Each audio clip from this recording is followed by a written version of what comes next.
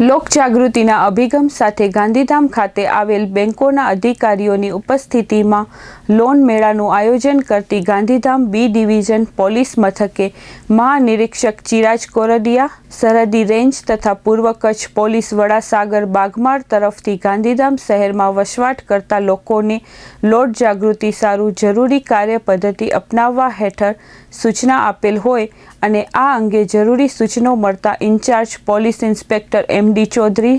નાઓ દ્વારા વ્યાજખોરીના દૂષણની પ્રવૃત્તિને ડામવાના આથ્ય સાથે લોકોને પોતાની આર્થિક જરૂરિયાતો માટે રૂપિયાની જરૂરિયાત રહેતી હોય તેવા લોકોને સરળતાથી બેંક લોન મળી રહે તે માટે સામાન્ય પ્રજાજનોને લોન મેળવવા અગવડતા ન પડે તથા લોકોને સરળતાથી બેન્ડિંગ સવલત મળી રહે તેવા ઉમદા હેતુથી લોકોને જરૂરી માર્ગદર્શન મળી રહે તે સારું Gandhidham B division police station ખાતે